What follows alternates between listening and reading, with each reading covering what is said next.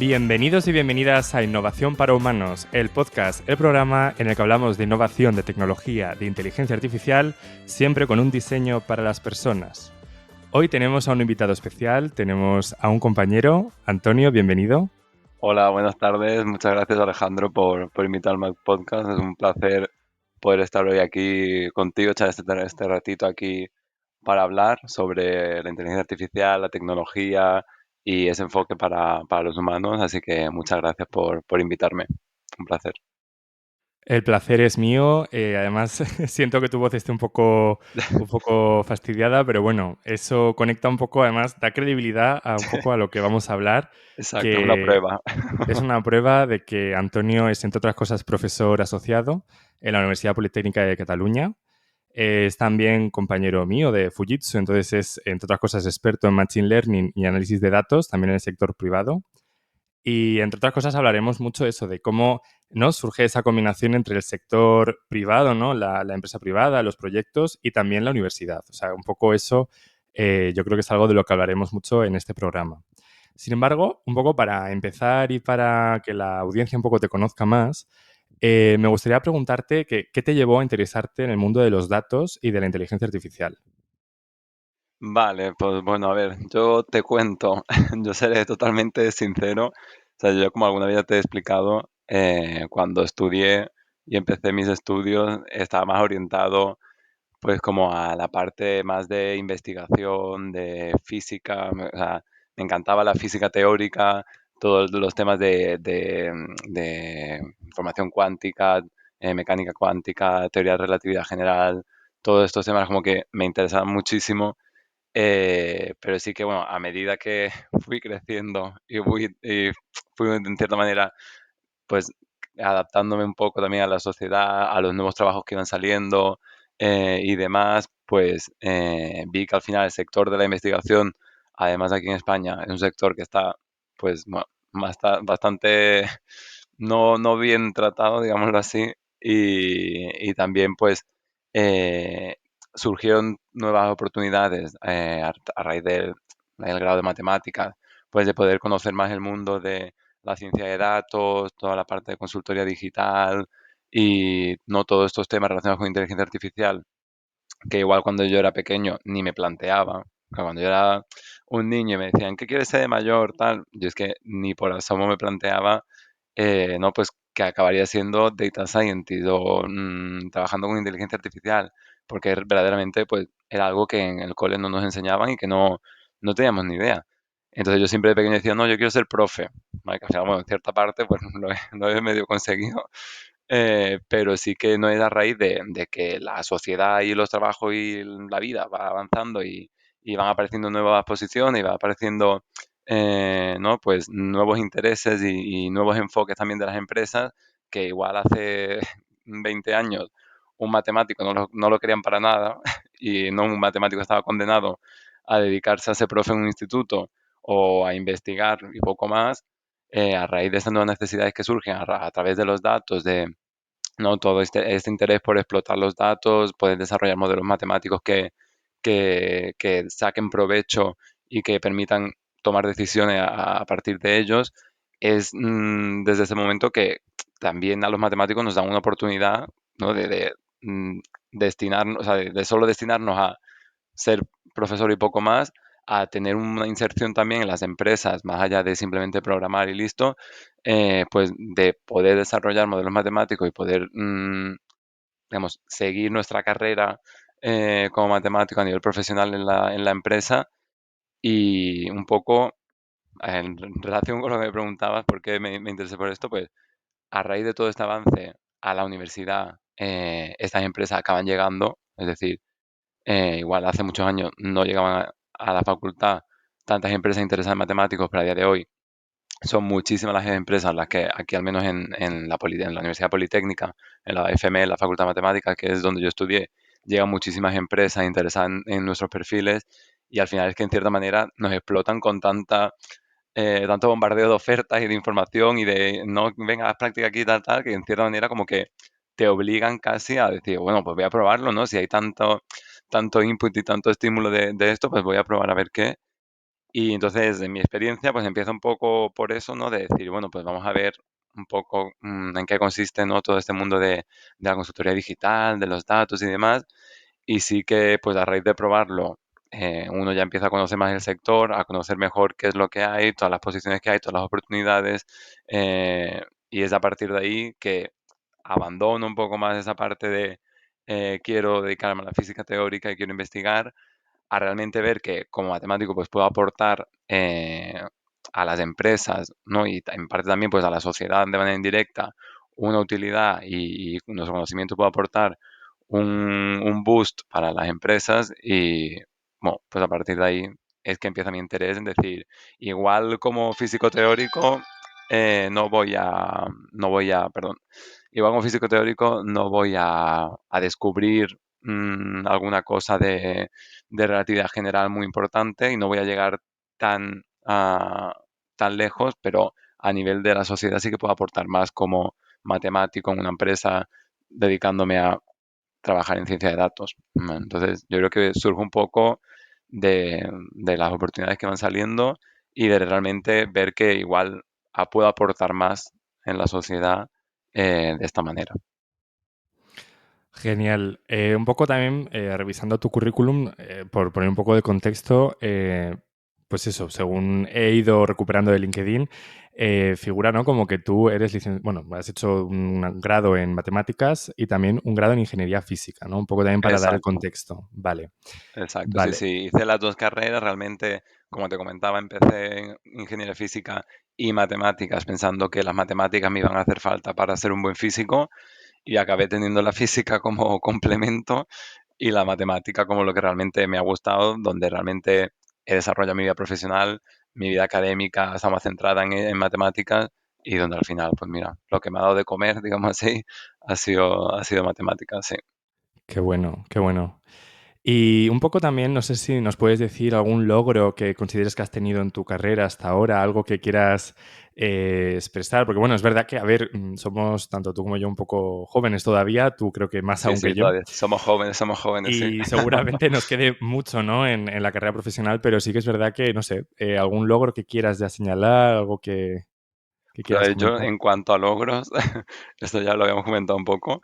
O sea, yo igual, ¿no? En esta pregunta la gente espera como una respuesta súper, o sea, ¿no? De wow, un súper proyecto o algo como súper ostentoso que haya tenido en mi vida profesional.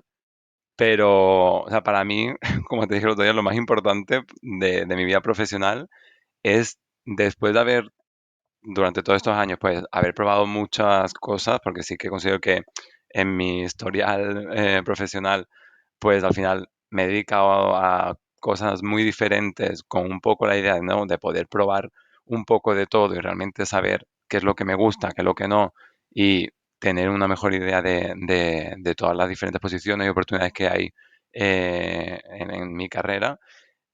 Para mí mi mayor éxito, si te soy sincero, es el poder haber encontrado un poco mi lugar en una posición, en una empresa y realmente disfrutar muchísimo de lo que hago. O sea, yo al final el ritmo de trabajo y de vida que llevo durante lo que es el curso escolar es frenético. O sea, voy que la rutina me arrasa y entonces yo creo que si no fuese porque realmente me apasiona lo que hago y cuando estoy trabajando en la empresa me lo paso bomba y de reunión en reunión y haciendo análisis, sacando resultados, haciendo presentaciones, realmente me lo paso muy bien y disfruto mucho, pues explotando no todas digamos, todas las análisis, todos las oportunidades que tengo en mi trabajo de poder desarrollarme en ese sector de la ciencia de datos y luego también pues en la universidad el que me apasione verdaderamente pues explicar matemáticas, que es las matemáticas en sí es algo que me encanta y luego también la docencia es algo que también me apasiona, pues yo creo que es la única manera que tengo de que la rutina esta tan arrollante que llevo sea algo factible y que no y que se pueda mantener en el tiempo. Entonces, como mayor éxito, yo creo que sería ese, el poder aprender a gestionar el estrés y el trabajo y digamos y las cargas de trabajo intensas para disfrutarlo, vivir bien el proceso, estar también cómodo en una empresa, poder disfrutar de lo que hago, de pues que los proyectos y la feina, es decir, el trabajo que hago en una compañía realmente me sienta a gusto con ello. Y otro punto también que no es un logro, pero que creo que tiene mucho que ver y que siempre que hablo con mis amigos y compañeros sobre estos temas, pienso que es súper importante, es la suerte, o digamos, sí, suerte al final de tener un buen manager y ¿no? Una persona, un buen referente que realmente te empuje y te ayude y te guíe y esté contigo y tenga como un acompañamiento sano en todo el proceso. Y yo por suerte ya tengo mi manager, que es María Mora, que bueno, le saludo desde aquí, pero que la adoro. O sea, ella desde el principio ha sido súper empática y siempre me ha acompañado en el proceso. Yo creo que eso ha sido súper importante para que yo me sienta a gusto en la compañía, para que realmente me vengan nuevas oportunidades, para poder crecer más rápido, para poder orientarme a lo que necesito y a lo que quiero, para poder tener una visión, ¿no? y un consejo de alguien sabio y de alguien que tiene conocimientos que diga, pues mira, es mejor tirar por ahí, mejor hacer esto, o yo te aconsejaría tal. Y eso, la verdad, yo creo que esa suerte también es verdad que no es un logro personal porque no me lo puedo atribuir a mí, es algo que te viene dado, pero es un logro que eso sí que es muy, muy, muy importante, la verdad. Pero luego veo otros managers y, no sé, y otros compañeros que tienen situaciones diferentes y digo, joder, no valoro la suerte que tengo en ese sentido. O sea que sí, sí. Jo, Esos qué serían bien. mis logros. Qué bien. La verdad que es una maravilla ¿no? Cómo expresas tu pasión de lo que haces, tanto, ¿no? en el trabajo en Fujitsu, ¿no? Como en la docencia, ¿no? Se nota mucho además que te gusta mucho explicar, ¿no? Por cómo hablas y todo. Y Sí, bueno, tú sí ves que me alargo mucho, me dice corta, ¿eh? Que yo como me ponga a hablar y me enrolla aquí, me quedo hasta mañana. no te preocupes. Aquí hemos venido a hablar de tu libro, como dirían muchos, ¿no? Perfecto. Pero no te preocupes. Pero vamos, si quieres, ya un poco. Ahora ya yo creo que tenemos un panorama un poco de tu experiencia, tu background. Vamos a hablar un poco del tema de este episodio, ¿no? Que un poco cuando estuvimos preparándolo, estuvimos pensándolo, cómo dibujarlo, estuvimos hablando de la importancia un poco de la carrera profesional, ¿no? Y por eso también está bien que hayamos mencionado todo esto, pero la carrera profesional en el mundo de los datos. Y un poco también, por supuesto, orientarlo a la perspectiva que tiene este programa, este podcast, de cómo podemos hacerlo en una perspectiva de construir una carrera desde la ética, desde el diseño de productos o de soluciones o de algoritmos que sean responsables, que estén basados también en una persona final, ¿no? Que va a verse beneficiada, ¿no? Entonces, un poco, la primera duda que vimos, que creo ¿no? que compartimos, que tiene la mayoría de las personas, incluso he de decir que yo a veces también, es la diferencia a veces un poco de los roles que hay en torno al mundo de los datos, ¿no? Porque todo el mundo ha oído de que, pues, yo qué sé, que existen los data scientists o científicos de datos, ingenieros de datos, existen muchos roles, ¿no? Entonces, al final son bastante parecidos, pero tienen cosas concretas distintas. Y vamos a empezar por aquí. No sé, Antonio, ¿qué piensas? ¿Puedes darnos luz? Sí, bueno, voy a intentar dar un poco de luz en esto, aunque he de decir que tampoco tengo yo la linterna para alumbrar del todo, porque como tú comentabas, es verdad que, bueno, ya cuando preparamos el podcast y que ya te comenté que muchas veces cuando yo hablo con mis amigos, o sea, mis amigos del grado de matemáticas, que al final todos pues estamos un poco orientados, ¿no? al mundo de la empresa y al mundo del data science, muchas veces que siempre que cuando alguien tiene que buscar un nuevo trabajo o está buscando un cambio tal, es como, bueno, ¿en qué estás buscando? Y me dice, no, es que estoy buscando en data cosas, porque al final eh, es tan ambiguo muchas veces también las ofertas que, ¿no? Que tú te metes en LinkedIn y ves ofertas que son supuestamente data scientist, pero que la descripción tiene otra cosa, o data analyst que al final simplemente acaba rellenando un Excel o tal, o sea, es como que es tan ambiguo, hay tantos nuevos nombres, tantas nuevas posiciones que a día de hoy hay, pero que también a la vez van surgiendo y cada vez hay más nuevas posiciones y hay bueno, nuevas funcionalidades y con todo también el avance de la inteligencia artificial generativa y demás, que están saliendo como muchas nuevas posiciones, pues al final mm, digamos, los matemáticos o las personas que se dedican a ese sector, cuando quieren buscar una nueva posición, es un lío. Y entonces sí que me parece un tema como súper interesante a tratar, a decir, bueno, vamos a intentar poner un poco de orden, ¿no? En todas estas nomenclaturas, que encima casi todas luego siempre están en inglés, igual las digo en inglés por la costumbre, ¿no? Pero que sí, Data Architect, Engineer, Data Analyst, Data Scientist, que sí, ahora una nueva que es Machine Learning Engineer, ¿no? Como mil nombres que Y dices, hay también pero a ver, ingeniero de inteligencia artificial, he visto claro, recientemente, o exacto. prompt engineer también, ¿no? Ingeniero de prompts, es Exacto, que sí, sí. con todo el tema de la inteligencia artificial generativa, prompt engineer, consultores de el uso de la inteligencia artificial, ¿no? Pues para ver cómo implementar en la empresa pues las nuevas tecnologías, ¿no? Sobre todo de OpenAI y demás, pues ahora mismo es que hay muchísimas posiciones. Entonces, sí que hoy lo que un poco era nuestra idea es intentar poner un poco de orden, sobre todo a la parte de las posiciones relacionadas con ciencia de datos más tradicionales, no tanto ahora orientado a la inteligencia artificial generativa, que como hemos comentado, pues están saliendo también muchas nuevas posiciones relacionadas con ello, pero sí que, digamos, las típicas, más típicas hasta ahora, ¿no? De Data Architect, Data Engineer, Data Analysis y tal, que comentábamos, pues intentar un poco ver qué es cada cosa y también eh, poner un poco en el foco que es que luego las posiciones que te encuentras, ofertas que te encuentras, no, pues en LinkedIn sobre todo, a veces son muy, muy ambiguas y también muchas veces las propias empresas cuando empiezas a trabajar y empiezas el proyecto en la nueva empresa, igual te dicen que vas a ser data scientist, pero es que ni ellos mismos saben lo que están, la posición que están ofreciendo, ¿no? Porque a mí me ha pasado de amistades que igual le ofrecen una posición de data scientist para desarrollar modelos tal, pero luego llega y es básicamente bajarse unos datos de un Excel, ¿sabes? Entonces, es verdad que yo creo que ahora también las empresas como que se intenta subir todas en el carro de la inteligencia artificial, de la explotación de los datos, todo, ¿no? La ciencia de datos y demás.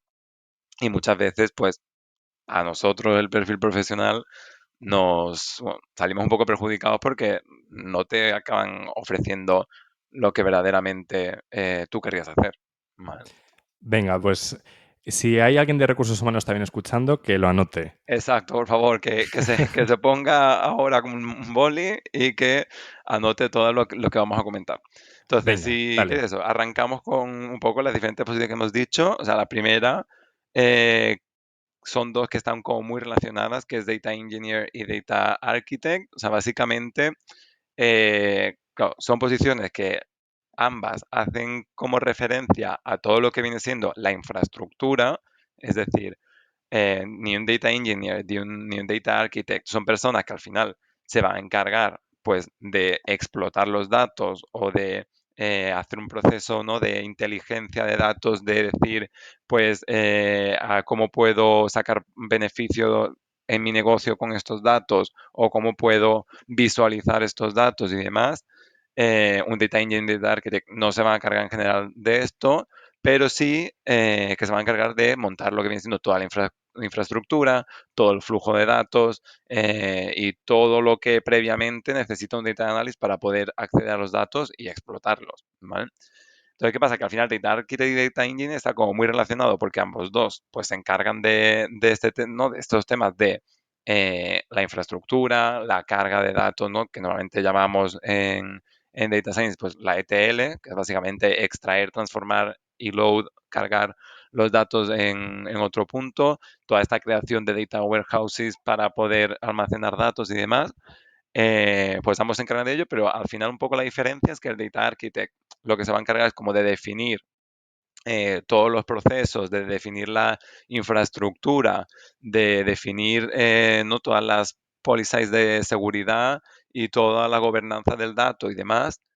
Y el Data Engineer al final va a ser la persona que pique todas esas ideas y toda esa definición, ¿no? Todo ese flujo de datos y todo eso más teórico que igual puede diseñar un arquitecto, pues al final como pasan los edificios, ¿no? El arquitecto pone la idea del edificio y tal, y es luego los ingenieros, constructores y demás que se encargan de ejecutar ese plan de proyecto, pues un poco aquí pasa lo mismo, que al final Data Engineer es la persona que realmente coge esas ideas, ¿no? De, vale, pues el proceso tiene que partir de aquí hasta aquí, tiene que hacer tales transformaciones y eh, tenemos que asegurarnos de que haya tal gobernanza del dato y tales policies de seguridad, y es la persona que acaba ejecutando, picando y, digamos, dando el producto de lo que el Data Architect diseña y piensa, digámoslo así, ¿vale?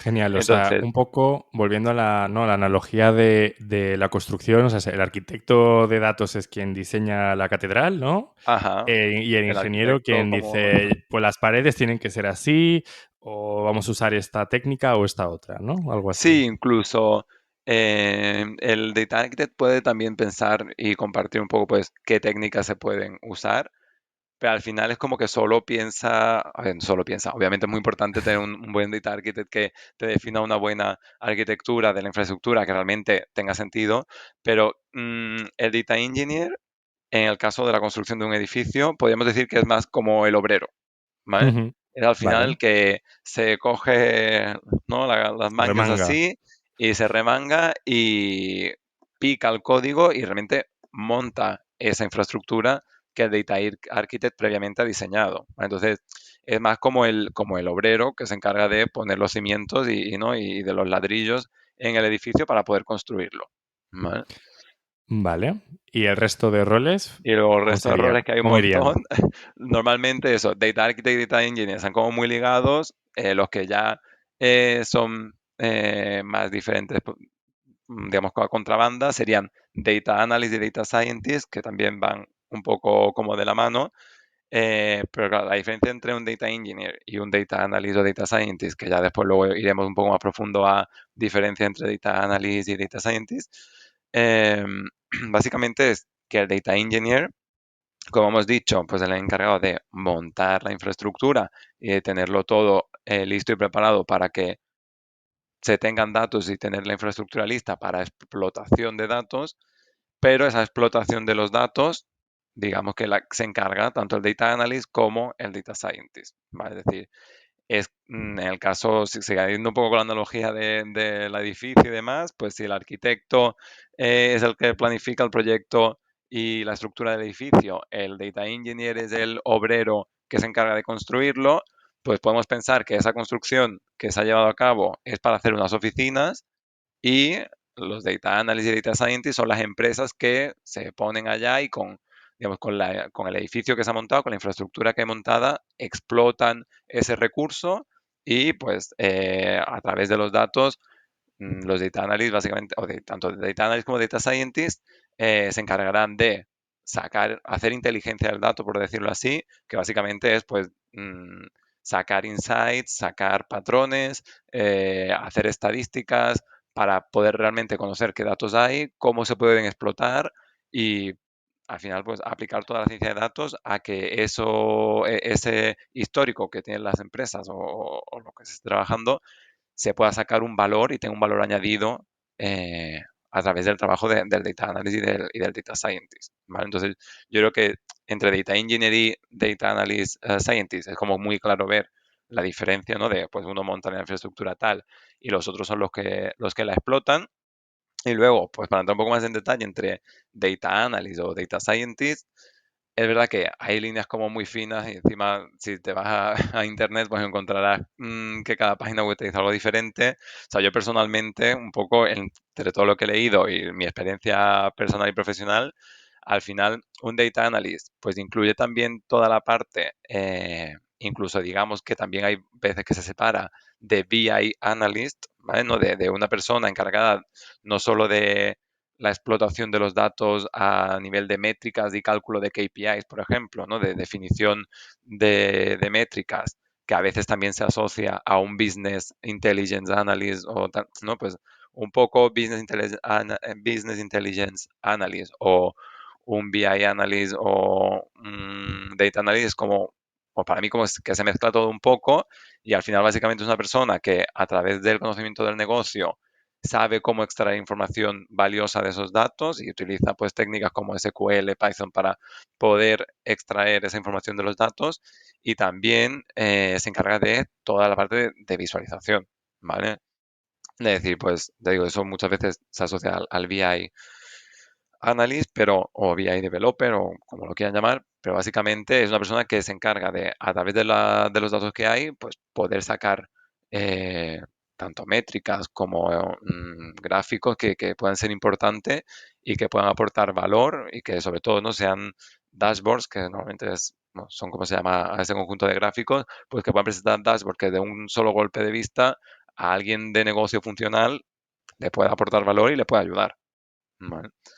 Entonces, esa parte más, o sea, no de por decir a bajo nivel, pero que igual no utiliza tanto, no es un análisis y una inteligencia del dato que no necesita de inteligencia artificial, ¿vale? Porque yo puedo sacar mucho valor de los datos sin tener que aplicar inteligencia artificial, ¿no? De una manera, pues un estudio más tradicional de saber sacar eso, métricas de KPIs que sean importantes para el negocio, de performance, de retorno de la inversión, de bueno, diferentes métricas que puedan aportar valor al negocio, pero no hace falta que aplique ninguna modelo de inteligencia artificial, ninguna herramienta de la inteligencia artificial. ¿Vale? Entonces, luego, ya lo último, que sería la parte de Data Scientist, pues aquí sí que, a diferencia del Data Analyst, se encarga de poder aplicar las técnicas de inteligencia artificial para, pues eso, para poder sacar valor del dato, ¿vale? Sería un poco la idea, la principal diferencia. Vale, entonces, un poco en resumen, el arquitecto de datos es quien se encarga de diseñar la infraestructura, principalmente, aunque ya sabemos que luego se mezcla, ¿no? Pero luego el Ujú. ingeniero de datos, o lo voy a decir en castellano un poco pues por, Vale. ¿no? Por dar un poco la vuelta, ¿no? Pero bueno, el ingeniero de datos es quien se encarga de decir, vamos a usar este conector de esta forma, va a conectarse así, funciona, no funciona, soluciona estos problemas, esta situación. Luego Ujú. tendríamos normalmente un analista, no, un analista de datos, y es que estaba un poco en mi cabeza pensándolo en inglés, un analista de datos que lo que haría sería crear gráficas, explotar esa información para que visualmente sea más accesible, ¿no? Y un Exacto. científico de datos que, por ejemplo, lo que haría sería intentar con patrones estadísticos, intentar pues buscar, pues no sé, cosas, ¿no? De predecir un poco un posible cambio, una tendencia y cosas así, ¿no? ¿Algo Claro, así? sí, ¿He hecho un buen resumen? sí, exacto. Buen resumen, genial el resumen. Lo único es decir que el Data Scientist al final, yo creo que lo que más le caracteriza es que aplicará modelos de inteligencia artificial. Es un poco la Ujú. idea. Vale. Vale, genial. Y ahora vamos a empezar ya, ¿no? Al tema de un poco de inteligencia artificial. Vamos a hablar de ese tema, ¿no? Que hablaremos mucho en todo el episodio, seguramente. Pero me gustaría saber, antes de nada, si crees que la inteligencia artificial, el mundo de los datos, ¿no? Todos estos roles que hemos visto ahora, Ujú. pueden ayudar a resolver problemas de la sociedad. O sea, más allá de tener un trabajo como, ¿no? Como parece como una cadena, ¿no? En la que vas cada uno aportando un valor. ¿Crees que se puede hacer de tal manera que pueda tener un impacto positivo en la sociedad, en las personas? Hombre, yo creo que sí, la respuesta es que sí. O sea, digamos, separando un poco el impacto que pueda tener a través de las empresas, ¿no? Y de la economía. Si vamos un poco más allá y vamos a la persona en concreto, al final yo creo que la inteligencia artificial ya estamos viendo a día de hoy que tiene muchas aplicaciones que se están desarrollando, ¿no? Nuevas formas de hacer que están ayudando mucho al ciudadano, pues tanto en la salud, con la mejora de diagnósticos médicos, ¿no? Y cómo toda la inteligencia artificial puede ayudar a eso, también en la educación para poder desarrollar productos que puedan personalizar, personalizar el aprendizaje y luego pues en muchos otros sectores como el transporte, medio ambiente, etcétera, que yo creo que al final ayudan directamente a la persona y al ciudadano. ¿Y tú, Antonio, has trabajado alguna vez en algún proyecto que haya tenido ese rol, que haya tenido esa iniciativa de intentar mejorar la vida de alguien o de algo concreto? Bueno, más que un proyecto, o sea, la respuesta es un poco que sí, pero que más que un proyecto es como una línea de trabajo, ¿vale? Un poco línea de investigación, incluso diría, en la que hay diferentes proyectos que un poco la idea es poder ayudar digamos, a la persona, básicamente a través de el estudio del sesgo en los modelos de inteligencia artificial. Al final, cuando un modelo de inteligencia artificial usa variables que son, digamos, sensibles, como puede ser el género, la edad, la procedencia, etcétera, que son variables muy asociadas a la persona, un poco íntimas y privadas, por así decirlo, eh, puede incurrir que el modelo de inteligencia artificial acabe teniendo un sesgo, ¿vale? Si cojo un histórico y durante el histórico, por ejemplo, no en un banco para dar un crédito, siempre se ha dado crédito a hombres porque pues por tradición, vamos a decir, machista del país, siempre ha sido el hombre el que ha sido el que ha trabajado, ha ido a pedir el crédito, etcétera, pues digamos, poder luchar contra esos sesgos discriminatorios que a día de hoy hay a nivel ético en los datos y que entonces se pueden inferir a los resultados de la inteligencia artificial. Hola, aquí Alejandro Pérez desde el futuro con un mensaje importantísimo para ti. Si te está gustando esta conversación, este podcast, si te gusta la temática y quieres que este proyecto crezca y siga adelante, es importante para mí, ya que el proyecto es independiente, que te suscribas, que lo compartas y que por favor te suscribas a la newsletter Innovación para Humanos, la newsletter. Encontrarás toda la información en innovacionparahumanos.com y en ella, en esa newsletter que te mandaré una vez después de que se publique cada capítulo, te haré un resumen del mismo, te contaré cosas especiales que seguro que en la conversación no nos ha dado tiempo y también puede que haya algún contenido especial de vez en cuando. Así que si te ha gustado, solo tienes que suscribirte, es completamente gratuito, lo será probablemente para siempre y animará a poder crecer este proyecto que nos gusta tanto a ti como a mí. Así que por favor, no te olvides. Sigamos. A mí la verdad que me parece muy interesante, ¿no? Todo buscar esa explicabilidad. De hecho, sé que trabajas mucho, ¿no? En esa línea. Bueno, me parece súper importante porque ya ha pasado. O sea, yo recuerdo haber leído algo de no sé si era en Países Bajos, un modelo de inteligencia artificial que se había puesto, yo creo, como a funcionar en automático, creo que con un tema de subvenciones públicas o becas o algo del estilo. Y si no recuerdo mal, fue muy polémico porque al final el tema es que digamos que estaba teniendo un sesgo de la leche y estaba discriminando a mucha gente. En vez de seguir igual unos criterios, no sé, claros, ¿no? Y unas variables claras que podría tener incluso una persona, pues no sé, nivel de renta o, no sé, número de hijos o lo que fuera, ¿no? Los criterios de esa subvención.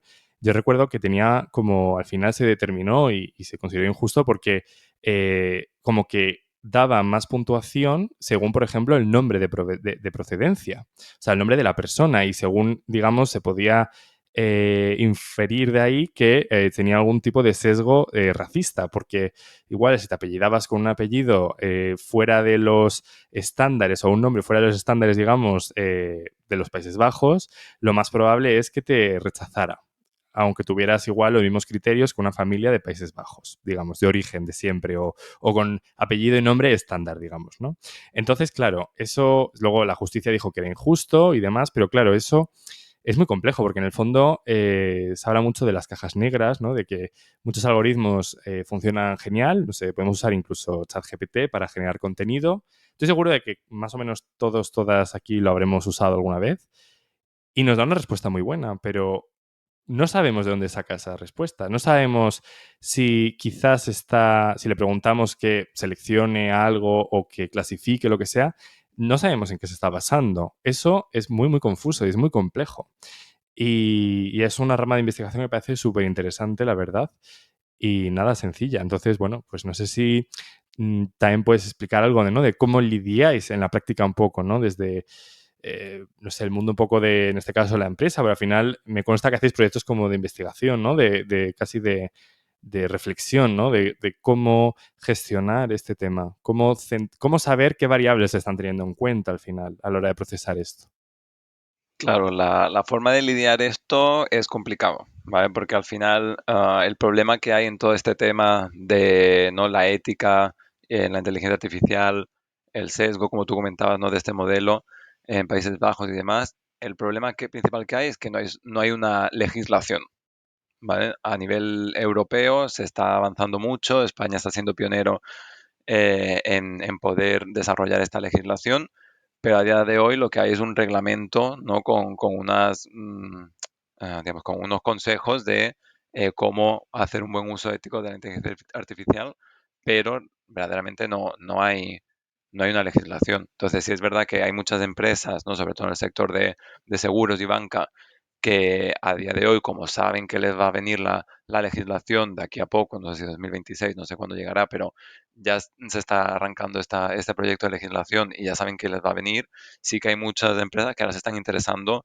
pues por lo que comentábamos, lo que comentabas tú de las cajas negras, poder evitar este problema de las cajas negras, tener modelos que sean transparentes, que sean explicables, que permitan pues saber de dónde toman esas decisiones para evitar esta caja negra precisamente, y no solo modelos explicables, sino también modelos que sean justos, ¿vale? Que cumplan unos estándares de medidas de sesgo, de las fairness metrics que se llaman en inglés, para poder controlar que nuestras predicciones sean éticas y sean justas, ¿no? Entonces, al final, hasta que no tengamos la legislación, pues bueno, no se puede obligar a que las empresas tomen esas medidas.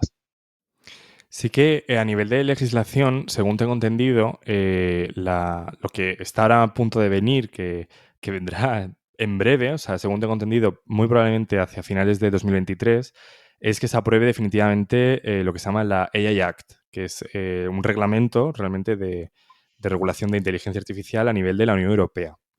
Ya se aprobó en el Parlamento hace poco y hay bastante gente que dice que lo más seguro es que se termine todo el proceso de aprobación legislativo durante la presidencia española de la Unión Europea, con lo cual debería ser antes de acabar 2023. Pero bueno, ya sabemos que esas cosas siempre es difícil, ¿no? El tema es que, como dices, Antonio, ya no es tanto tampoco una cuestión de que se publique o no ese reglamento, que bueno, pues si yo hasta donde llego, ¿no?, de temas legislativos, un reglamento de la Unión Europea es de obligado cumplimiento en todos los Estados miembros, o sea, es como que fuera una ley de la Unión Europea. Al margen de que se apruebe, sí que es verdad que hay mucha parte del reglamento que no va a ser inmediatamente puesto en aplicación, como tengo entendido. Entonces, sí que va a ser, se va a ir implantando progresivamente, que bueno, en parte se entiende, ¿no?, porque tiene todo que adaptarse y no va a ser sencillo, pero sí que es cierto que hasta ahora, o sea, ahora mismo, estamos grabando esto en septiembre de 2023, hasta ahora no hay ningún tipo de legislación, más allá de la protección de datos, de cosas así, pero es verdad que es un problema bastante grave, sí, sí. Pero bueno, aún así, ¿tú crees que realmente es la única solución el tener una legislación o crees que igual debería haber un código ético que las empresas o los proyectos deberían de tener? Obviamente, lo ideal sería que las empresas tuviesen un código ético y moral que no estuviesen obligados por ley, pero siendo realistas, al final las empresas, si ese código ético moral va a influir en sus beneficios, no lo van a querer aplicar. Eso es una realidad. Entonces, yo creo que al final, si no se legisla y no tenemos, ¿no?, la obligación de poder controlar esos modelos y de verdaderamente que se tomen medidas para ello, difícilmente, o sea, a mí ya me ha pasado algunos clientes que aún teniendo digamos, reglamentos de lo que, bueno, reglamentos y el propio criterio de una persona entre lo que es ético y no, hay clientes que me han dicho, es igual, hazlo. Entonces, sí, aún advirtiendo, aún concienciando ¿no?, a los equipos, a los jefes de proyecto y demás, de lo que es ético hacer y lo que no con el uso de los datos y de la inteligencia artificial, aún así, si no hay una legislación que te obligue, habrá mucha gente que no lo cumpla. ¿Vale? Entonces, Yo es que creo que has dado con un punto muy importante, que al final yo, por ejemplo, veo también un poco en mi día a día, ¿no? De que al final tú cuando programas o cuando te lanzas, ¿no?, a hacer un modelo o lo que sea, pero incluso a muy pequeña escala, realmente tomas decisiones. Y claro, es una cadena de muchas personas que toman muchas decisiones de cómo hacer, ¿no? Desde el último if de un código hasta, no sé, qué variables tomas para crear un modelo, ¿no? Predictivo. Realmente se toman muchas decisiones. Y es ahí donde todos los eslabones de la cadena debieran de tener una misma ética, según entiendo. Pero claro, aunque lo tenga el jefe de proyecto, es verdad que si luego el programador o programadora que está ahí al mando, ¿no? Decide introducir un criterio, no sé, racista, por ejemplo, sin querer, porque muchas veces es sin querer realmente, pero a veces es tan sencillo como pues lo que te decía, si haces, por ejemplo, una estadística, igual usas ciertos datos del pasado, como tú decías, y lo orientas de determinada manera, sin querer igual estás usando algo racista. Estás haciendo un sesgo, estás diciendo al algoritmo, como la mayoría de X personas de determinada característica han hecho X malo o X problemático o X lo que sea en el pasado, se va a poder repetir en un futuro, con lo cual no les dé la subvención o no les concedas un crédito o lo que sea, ¿no? Entonces, sin querer, basándote en datos, ¿no? Eso que llaman data driven, basándote en la estadística pasada, puedes introducir criterios que sean un problema. Entonces, ¿crees que realmente, por mucho que haya una legislación o que haya, no sé, jefes de proyecto que estén involucrados, unos códigos éticos, ¿crees que realmente eso se soluciona? ¿O debería estar realmente todo el mundo involucrado? Todos, programadores, diseñadores, todos. Yo creo que obviamente todo el equipo y todas las personas que al final conforman un data team debería estar concienciado con ello, pero sí que hay algo que has dicho, ¿no? De sin querer introducir el sesgo, para mí es un poco sin querer queriendo, porque si no tomas medidas, si no hay un experto auditor que audite esas variables, que audite ese modelo y que realmente tengas un sistema y un protocolo para esta auditoría y para tomar medidas cuantitativas, ¿no? que existen de este sesgo respecto a esas variables, y no intentas desarrollar algoritmos de mitigación de este sesgo para mejorar la calidad ética de tu modelo, pues en mi opinión es como sin querer queriendo, porque todos Ya, somos digamos conscientes. que se ha de asumir de que se va a hacer. Entonces hay que, Claro, entiendo, tener una capa que te proteja, ¿no? Igual que sí, existen antivirus, ¿no? Pues evidentemente, si nadie se descargara un archivo infectado con un virus, no pasaría nada, pero la realidad es que pasa. Entonces es mejor tener una capa de seguridad, ¿no? claro, yo creo Y que cuando nuestros actos tenemos una responsabilidad con ellos, y si estamos desarrollando modelos y vamos a lanzar nuestros modelos a producción, yo creo que tanto como personas como compañía tenemos que estar preparados para poder tener esta auditoría, digámoslo así.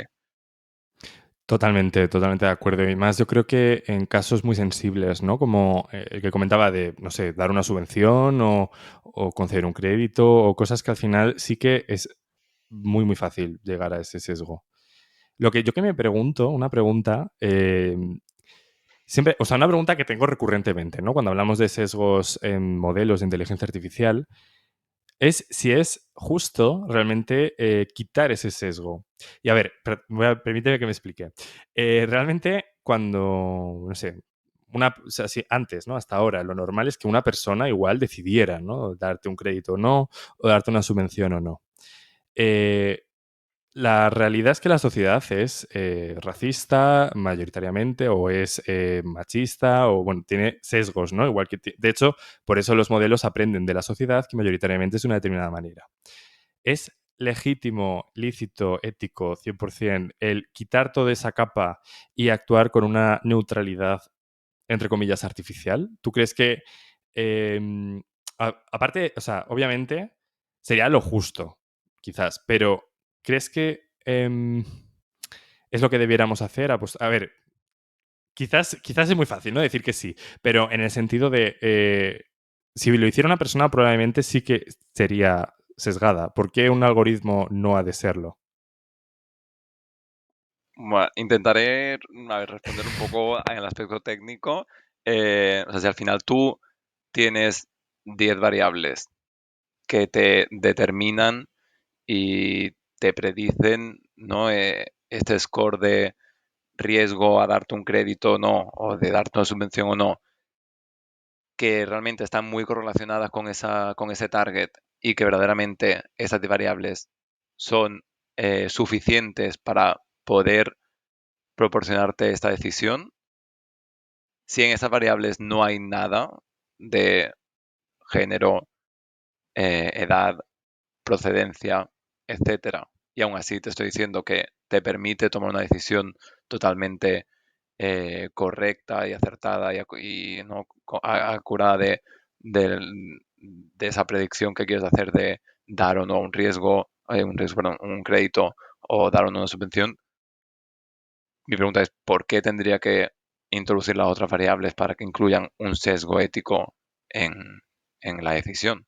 Si yo al final no considero a las personas como género, procedencia, edad, sino otras muchas variables que aportan de la misma manera o más a ayudar a tener esa predicción, ¿qué necesidad hay de saber si esa persona se llama Mohamed o se llama Juan Carlos o es hombre o es mujer o no? Yo creo que al final, en mi opinión, sí que se puede aislar eh, el sesgo que hay en la sociedad. Ujú.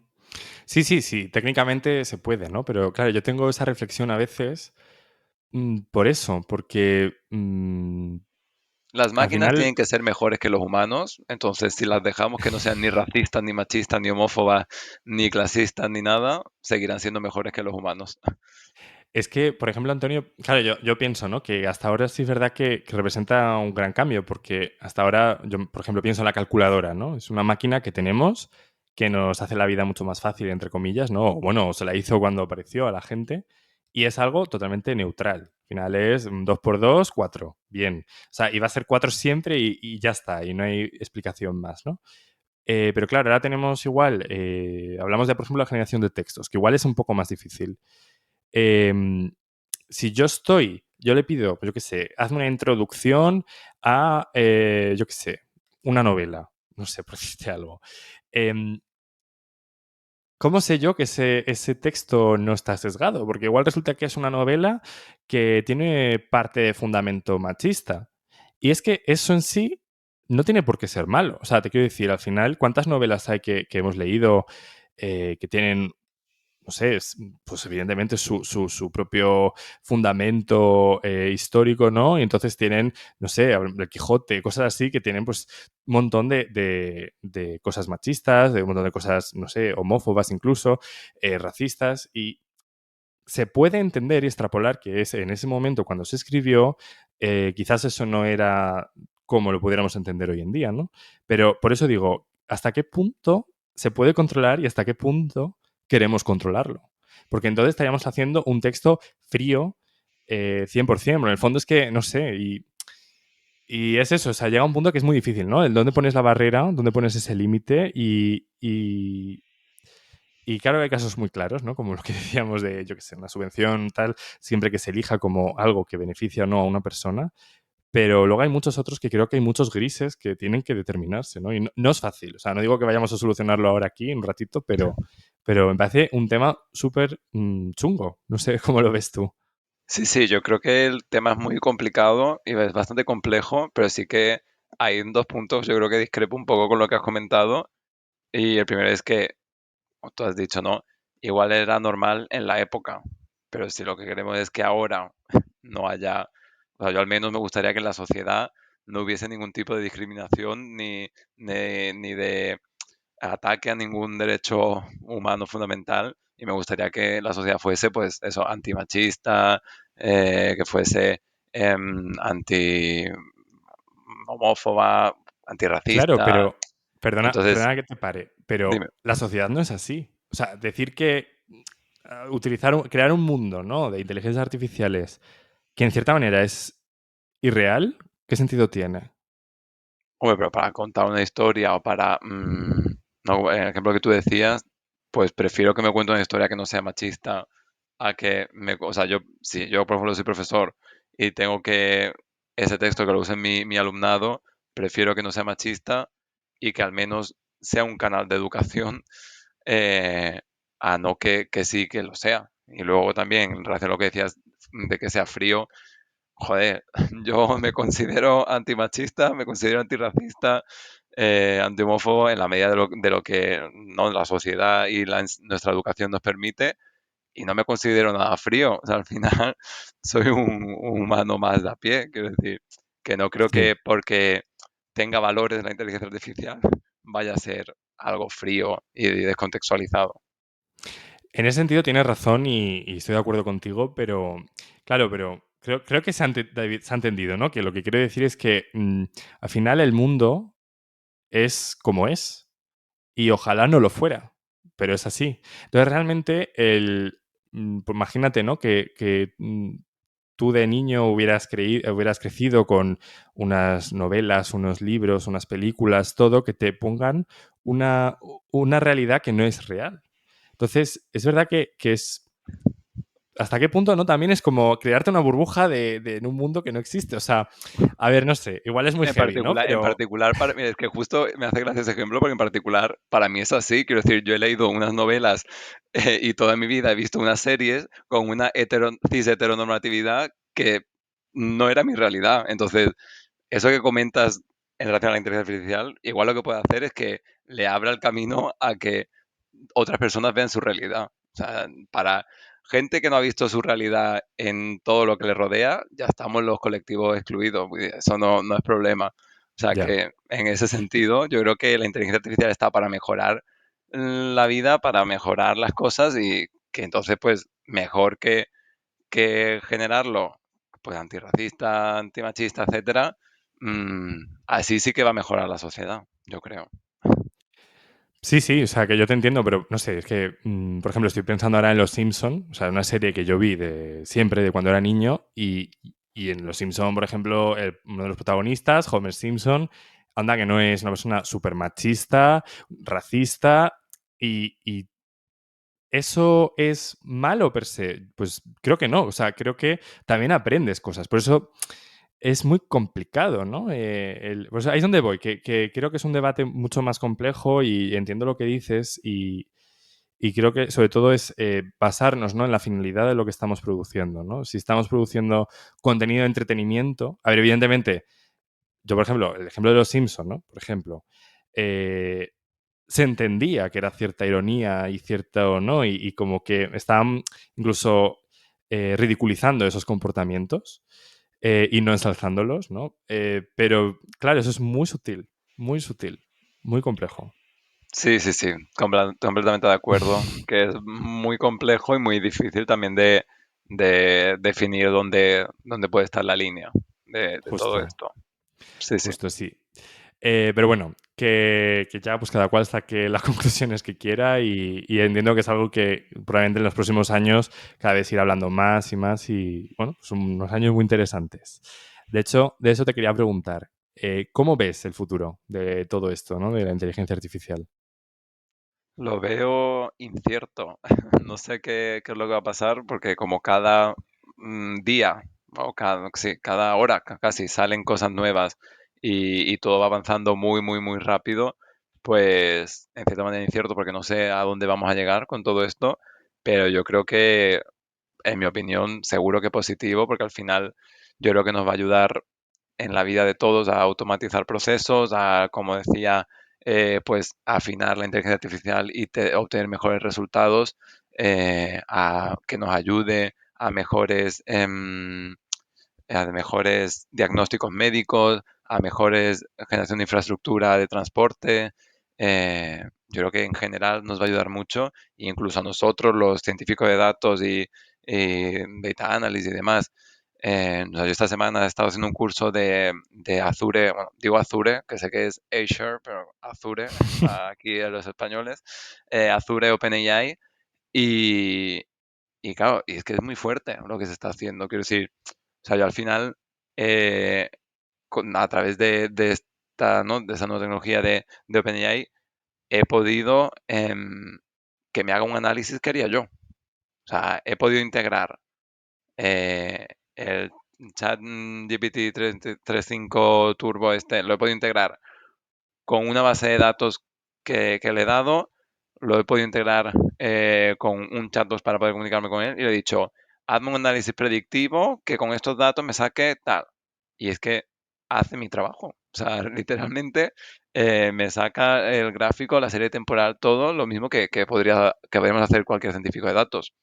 Entonces yo creo que al final nos va a transformar el trabajo y la realidad de todos, no solo de las personas menos relacionadas con el mundo de la ciencia de datos, sino con toda la sociedad.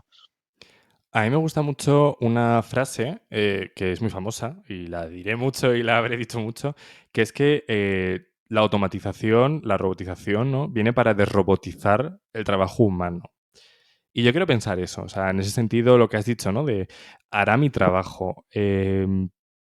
¿Es que tu trabajo es solamente hacer un análisis de datos? Probablemente no. Tu trabajo es mucho el, voy a entender las necesidades que tiene un cliente, una persona, voy a diseñar una estrategia de, no sé, de trabajar con los datos, de extracción, de producción, esos resultados, cómo se los comunico. Entonces, si te das cuenta, es verdad que tendemos a pensar que lo que producimos es nuestro trabajo y nuestro valor único como trabajadores, pero yo creo que no es así. O sea, yo creo que probablemente la evolución de los trabajos, incluso los más técnicos, así como los nuestros, probablemente vayan un poco a poco, vayan poco a poco derivando como esa parte más de comunicación, de creatividad, de intentar, ¿no? Buscar esa conexión humana y probablemente muten. O sea, muten mucho, pero no por eso quiere decir que desaparezcan, ¿no? Que eso es un tema que seguro que hay gente que piensa. Yo no creo que vayan a desaparecer como tal millones y millones de trabajos, No, sino sí, que van sí, a completamente de acuerdo. transformarse.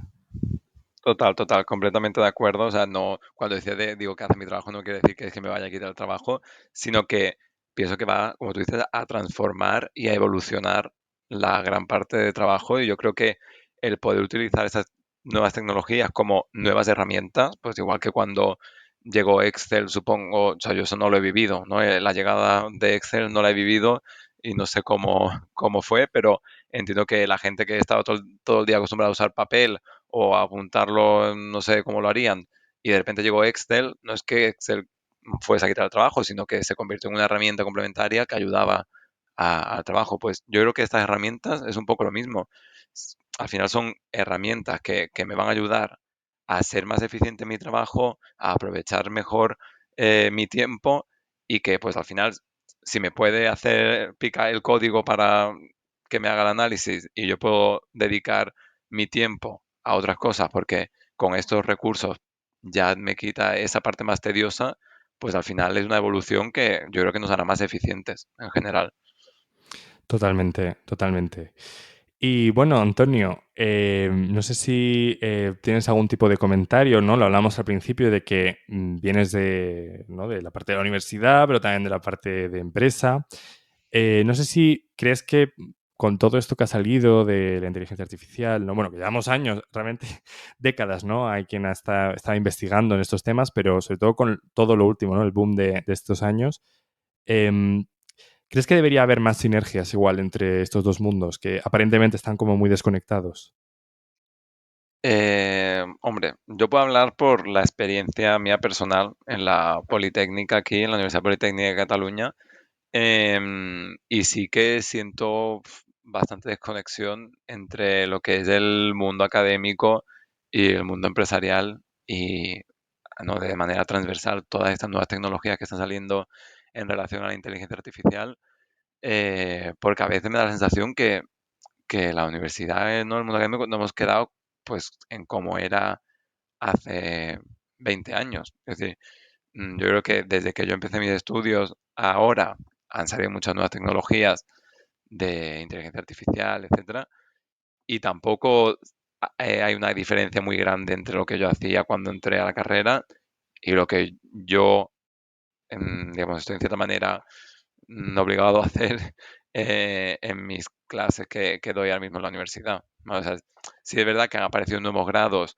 y pues grados, por ejemplo, como el de matemáticas en la FME, sí que se están orientando más a toda esta parte de ciencia de datos y también aquí en la Politécnica se creó el nuevo grado hace ya muchos años, cuando yo estaba estudiando, se creó el nuevo grado de ingeniería y análisis en ciencia de datos, que al final bueno, son grados que sí que en cierta manera hacen ese empuje a este sector, pero yo, por ejemplo, que estoy en la Facultad de Ingenieros Industriales, tampoco veo que haya tenido mucho impacto toda esta nueva, ¿no? Esta aparición de nuevas tecnologías, la verdad.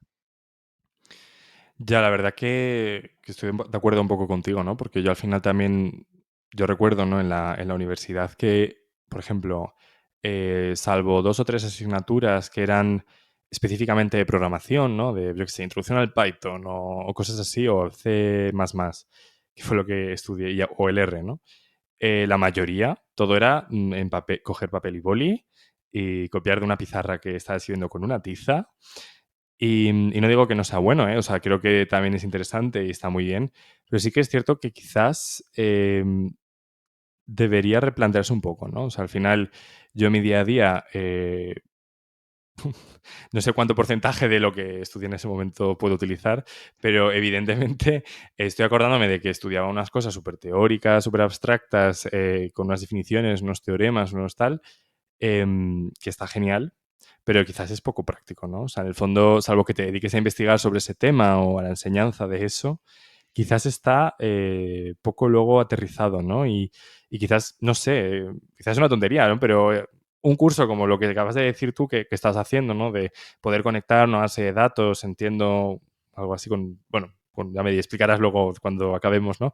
Pero poder hacer un chatbot con, no sé si un plugin Retrieval, ¿no? O algo así, supongo una base de datos Retrieval, y poderlo luego utilizar para un caso de uso, creo que es un proyecto chulísimo que seguramente a la mayoría de personas en la universidad les molaría de hacer eh, y que estás aprendiendo muchísimo. Y quizás en vez de hacer asignaturas tan abstractas todo el rato, igual hacer un proyecto de estos puntualmente puede ser muy, muy útil para, no sé, poder por lo menos hacer algo, ¿no? Y ver un poco, poner en práctica lo que estás aprendiendo.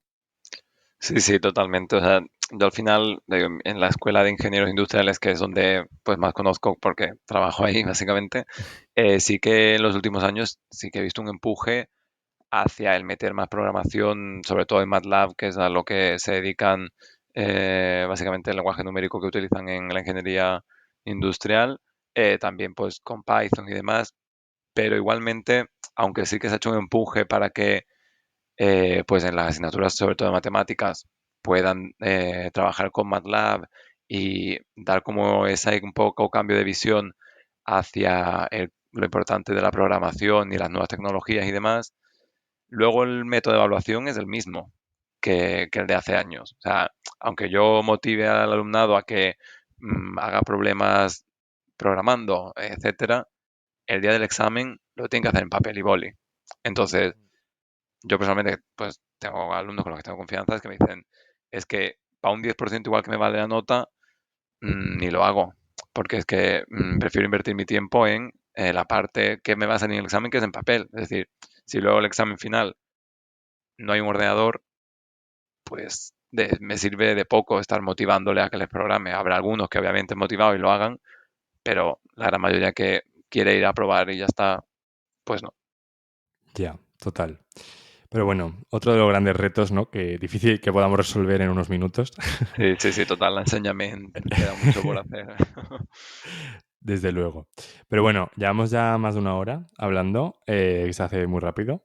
Tengo un par de preguntas para terminar la entrevista, que vamos, a mí me ha parecido súper guay, espero que a todo el mundo también y a ti también. Quería primero una pregunta que tengo para un poco inspirar a personas, ¿no? Porque creo que también tu caso es bastante particular. Al final, eh, has querido mantener un vínculo con la universidad, porque de hecho tú me lo dices muchas veces. A mí me gusta realmente estar con los chavales de primero de carrera, por ejemplo, Totalmente. enseñarles de la forma que a mí me hubiera gustado que me enseñaran, ¿no? Y creo que eso es muy inspirador. Entonces, no sé si se te ocurre, ¿no? Un mensaje que igual quisieras trasladar, o ya igual lo haces a tus alumnos, pero si no, a alguien que igual quisiera hacer algo como lo que tú haces. A ver, no me voy a poner tampoco de bro coach, que ahora también hay muchos, ¿no? Por ahí, por internet que van de bro coach, pero así que yo creo que lo principal es hacer algo que te guste y que te apasione, ¿vale? Por una parte es hacer algo que realmente tú te veas a gusto haciéndolo, seas feliz, que quieras hacerlo. Por otra parte, trabajar, es decir, esfuerzo, dedicación, o sea, las cosas no llegan porque sí, no te caen las oportunidades del cielo, entonces hay que trabajar, hay que esforzarse. Creo que la cultura del esfuerzo en las generaciones que están viniendo se está perdiendo. Yo cada año lo veo más en la universidad, que esa cultura del esfuerzo, al menos aquí en Barcelona, se está perdiendo mucho en las nuevas generaciones y creo que eso es fundamental, el trabajo, el esfuerzo, la dedicación. Y por último también, yo creo que perder, sé que igual suena muy atópico, pero perder el miedo a equivocarse creo que es fundamental. O sea, creo que hay tiempo para todo, no todos los tenemos el mismo ritmo y para mí en particular ha sido muy importante el permitirme probar cosas diferentes, equivocarme una y otra vez y seguro que me seguiré equivocando y no pasa nada porque de los errores es de los que más se aprende. Entonces, principalmente, a destacar para inspirar, digámoslo así, sería pues buscar algo que te apasione, dedicarle mucho esfuerzo y trabajo a esa pasión y sobre todo pues permitirse equivocarse y no tener miedo a eso. Qué buenos consejos, la verdad. La verdad que ha sonado un poco a coach, ¿eh? No sé Suena coach, si yo lo sé que has suena vendido coach, humo, pero ¿no? sé que suena coach vende humos, pero de verdad que es así. O sea, son la forma que he tenido yo, al menos de poder sobrevivir a este sector. Totalmente. Y no sé si también, no sé, alguna manera, igual si alguien tiene ganas de contactarte, no sé, tiene alguna duda, algún comentario, no sé cómo te lo podrían hacer llegar. Pues mira, a través de mi perfil de LinkedIn, no sé si te paso luego el enlace para que lo pongas en el podcast o Ujú. simplemente pues, con mi Lo, nombre lo Antonio. pongo, lo pongo como notas del programa. Vale, perfecto. Pues si a través de mi perfil de LinkedIn que están en las notas del programa, desde allá si alguno tiene interés en profundizar alguno de los temas o necesita ayuda con lo que sea porque quiere entrar en el sector y tiene dudas, lo que sea, pues desde allá me contacta y yo encantado de poder ayudar. Genial, Antonio. ¿Y algún tipo de libro, podcast, contenido que a ti personalmente te haya gustado y que quieras compartir con la audiencia? Pues, a ver, yo la verdad que esto, al final cada persona tiene su dinámica y es algo muy personal. Yo como llevo esta rutina un poco frenética que no me da la vida, a mí lo que me funciona es estar inscrito a diferentes newsletters para que realmente me bombardeen con esa información, porque si no, no accedo. Es decir, si yo voluntariamente tengo que ir a leer algo o a informarme de algo cuando no tengo tiempo, pues me resulta más complicado.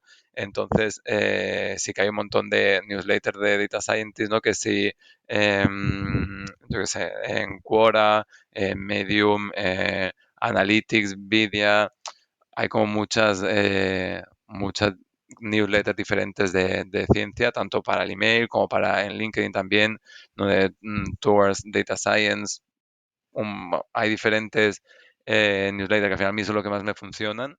Y sí que en relación a todo el tema este de la ética y demás, sé que igual suena un poco tostón, pero en la European Union Agency for Fundamental Rights, ¿vale? Que es la FRA, ¿vale? La Agencia de Derechos Fundamentales de Europa, hay como digamos, unos estudios sobre todo ese sesgo en la inteligencia artificial y toda la discriminación que pueda haber, que creo que son muy interesantes.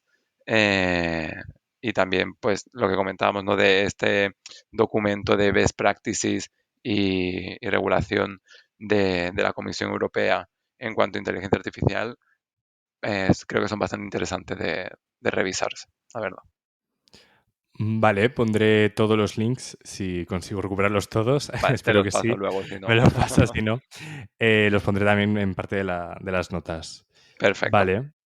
Pues nada, Antonio, ha sido un verdadero placer tenerte aquí. La verdad que se me ha pasado el tiempo volando. Hemos hablado de temas súper interesantes, hemos hablado de cómo empezar una carrera y hemos hablado luego de, no sé, hasta de derechos fundamentales, ¿no? Y derechos humanos de la Unión Europea y cosas muy, muy curiosas. Espero que haya estado a gusto. Sí, sí, por mí un placer hablar de estos temas tan complejos y al final pues dejamos muchos problemas sin resolver y bueno, así que la gente en sus casas pueda darle una vuelta y seguir pensando en ello. Totalmente, totalmente. Pues muchas gracias, Antonio. Muchísimas gracias, Alejandro. Gracias a ti. Que vaya bien. Y gracias a vosotros y vosotras por hacer esto posible. Esto es todo por hoy en Innovación para Humanos. Suscríbete, si te ha gustado, dame 5 estrellas y nos vemos pronto.